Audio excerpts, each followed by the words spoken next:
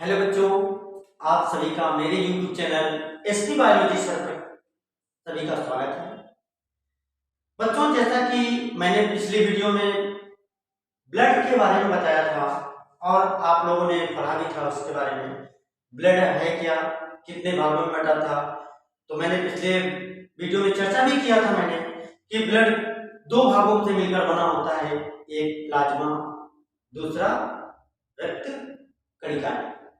और जो प्लाज्मा होता है वो ब्लड का 55 से 60% भाग बनाती हैं और कणिकाएं जो होती हैं वो 40 से 45% भाग बनाती हैं। आज हम उसी के आगे पढ़ेंगे ब्लड ग्रुप। आखिर ये ब्लड ग्रुप है क्या, रक्त समूह जिसे कहते हैं हम लोग हिंदी में, ये है क्या।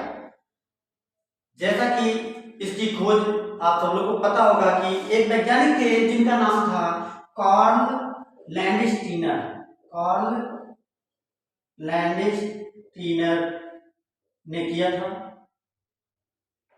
और इन्होंने सर्वप्रथम इसकी खोज की और बताया कि मानव के शरीर में या मानवों में कुल मिला के 4 प्रकार का ब्लड ग्रुप पाया जाता है और उस ब्लड ग्रुप के बारे में हम आज अध्ययन करेंगे। तो आज का टॉपिक हमारा है ब्लड ग्रुप। प्यारे बच्चों, इसे हम लोग हिंदी में रक्त समूह कहते हैं और ये रक्त समूह मानव में मुख्य रूप से देखा जाए तो 4 प्रकार का पाया जाता है, जैसा कि A B blood group, A B blood group और ओ ब्लड ग्रुप। और अब बात ये आती है कि इनमें सर्वदाता कौन सा है और सर्वग्राही कौन सा है। तो सर्वदाता जो जिसे कहते हैं सभी को देने वाला, तो हमारा कौन सा ब्लड ग्रुप है, ओ। ओ ब्लड ग्रुप हमारा सर्वदाता है और ए बी जो ब्लड ग्रुप है वो हमारा सर्वग्राही है।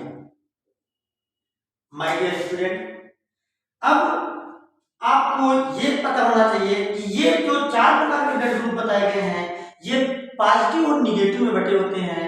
कैसे?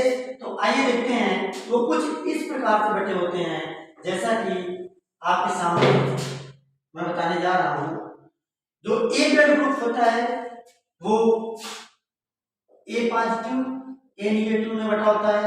जो बी ब्लड ग्रुप होता है वो बी पॉजिटिव बी निगेटिव में बटा होता है। जो ए बी ब्लड ग्रुप होता है वो ए बी पॉजिटिव और ए बी निगेटिव में बटा होता है। और जो ओ ब्लड ग्रुप होता है वो ओ पॉजिटिव और ओ निगेटिव में बटा होता है। तो बच्चों, इनमें से यदि मेरा ब्लड ग्रुप जानना चाहेंगे तो मेरा ब्लड ग्रुप है ओ पॉजिटिव। ओके, तो इसी प्रकार सभी का ब्लड ग्रुप एक अलग अलग तरीके से होता है। किसी का ए पॉजिटिव होगा, किसी का ए निगेटिव होगा, किसी का बी पॉजिटिव होगा, किसी का बी निगेटिव होगा, तो किसी का ओ पॉजिटिव होगा, किसी का ओ निगेटिव होगा। तो इसी प्रकार से सभी मानवों में अलग अलग, लेकिन प्रत्येक मानव में सिर्फ एक ही ब्लड ग्रुप पाया जाएगा, चाहे ए पॉजिटिव पाया जाए, चाहे ए बी पॉजिटिव पाया जाए, चाहे बी पॉजिटिव पाया जाए, चाहे बी निगेटिव पाया जाए, लेकिन एक ही ब्लड ग्रुप सभी में पाया जाता है।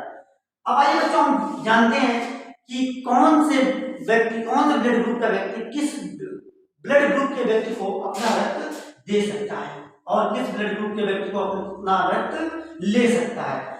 तो सपोज दैट, मान लीजिए ये जो है रक्त देने वाले हैं, रक्त देने वाले हैं व्यक्ति, और इधर हम बना देते हैं रक्त लेने वाले व्यक्ति। अब आप सोच रहे होंगे कि वो जो डोनेशन और डोनर होता है वो किस प्रकार से डोनेट करता होगा। तो मेरे प्यारे बच्चों, कुछ इस प्रकार, जो ए पॉजिटिव वाला व्यक्ति होगा, सॉरी ए ब्लड ग्रुप वाला व्यक्ति होगा, तो वो सिर्फ अपना रक्त किसको दे सकता है, एक तो ए को दे सकता है और दूसरा ए बी को दे सकता है। अभी हम बताएंगे आगे कि ए बी को क्यों दे सकता है।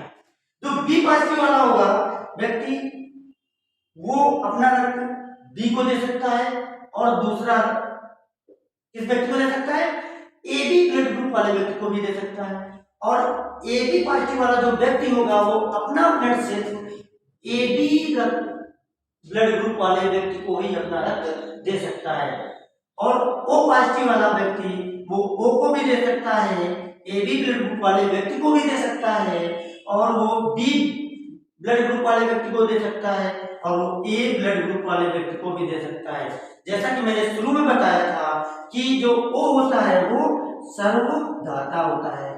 ओ क्या होता है, सर्वदाता होता है। और ए बी, एक चीज देखे होंगे कि ए बी सबसे ग्रहण कर रही है, तो ये क्या हो गई, सर्वग्राही। सर्वग्राही, सर्वग्राही का मतलब होता है कि सभी से लेने वाला, सभी से लेकर ग्रहण करने वाला। और सर्वदाता का मतलब होता है कि सभी को देने वाला।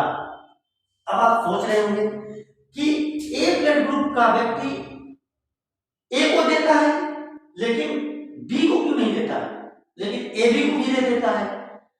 तो मेरे प्यारे बच्चों, हमारे शरीर में दो प्रकार की एंटीबॉडी पाई जाती हैं। एक तो एंटीबॉडी पाई जाती है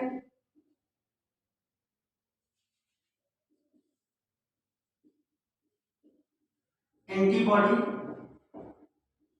और दूसरा पाया जाता है एंटीजन।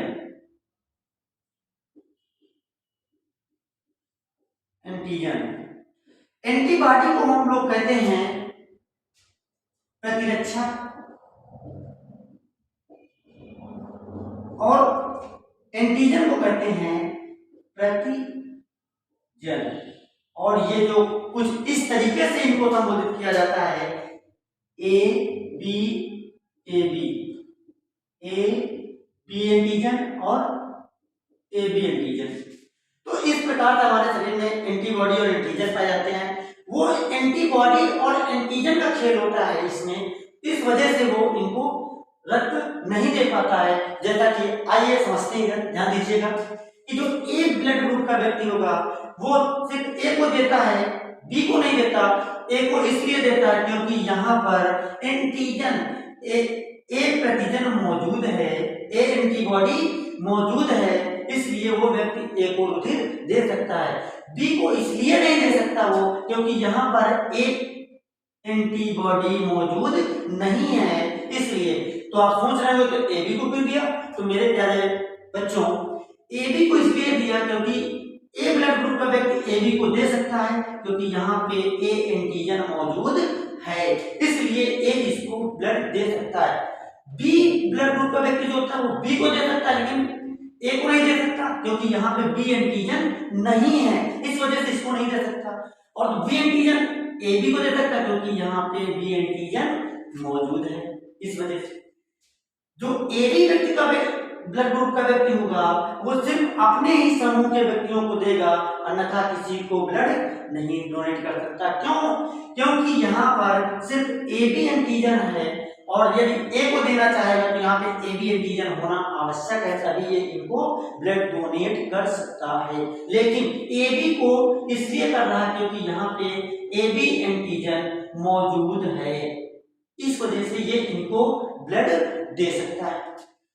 ओ सर्वदाता होता है। ओ एक ऐसा ब्लड ग्रुप होता है जो सभी का मिश्रण होता है, ताकि वो सभी के एंटीबॉडी से या सबके एंटीजन से मैच कर जाता है, इस वजह से ओ ब्लड ग्रुप का व्यक्ति सभी को रक्त दे सकता है। आई होप आपको समझ में आया होगा। अब बात करते हैं कि जो ब्लड होता है उस ब्लड से हमारे शरीर में करता क्या है, इसका मुख्य रूप से कार्य क्या होता है। तो मेरे प्यारे बच्चों, रक्त के मुख्य रूप से कार्य होते हैं जैसे रुधिर का परिसंचरण करना, शरीर में ऑक्सीजन का परिवहन करना, कोशिकाओं को लचीली बना के रखना, ये सारी चीजें आदि सारी चीजें होती हैं जो रक्त के कार्य बताए गए हैं। मेरे प्यारे बच्चों, आइए अब जानते हैं कि एक व्यक्ति जो होता है एक ब्लड ग्रुप, इसको तो समझ गए होंगे आप, ये 4 प्रकार के होते हैं और मुख्य रूप से देखा जाए तो वो एबी के रूप में बटे होते हैं। उस तरीके से हम कह सकते हैं कि ये 8 टाइप के होते हैं, लेकिन मुख्य रूप से पूछे तो 4 प्रकार के होते हैं।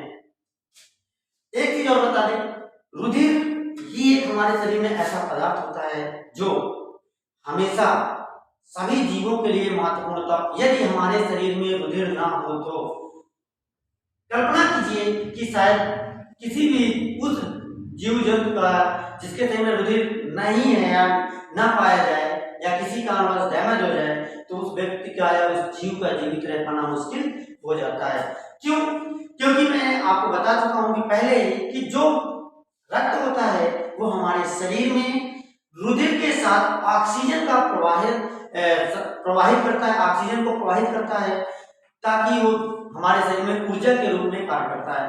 और रुधिर में पाया जाता है एक प्रकार खास प्रकार का एक पदार्थ पाया जाता है जिसे कहते हैं हीमोग्लोबिन। तो कभी कभी पूछ लेता है रक्त में ऑक्सीजन ले जाने का कार्य कौन करता है, तो आंसर हो जाएगा हीमोग्लोबिन। हीमोग्लोबिन, ठीक, जो हीमोग्लोबिन होता है। आई होप मेरा पढ़ाया आपको समझ में आया होगा। और आगे भी इसी तरीके के मैं नए नए टॉपिक लेके आता रहूंगा। और एक आप लोगों से फिर रिक्वेस्ट है कि आप लोग चैनल को सब्सक्राइब नहीं करते हैं, प्लीज उसको सब्सक्राइब करिए, लाइक करिए और बेल आइकन को बिल्कुल रेडी रखिए। और अगले वीडियो में आपसे फिर मुलाकात होती है, तब तक के लिए जय हिंद।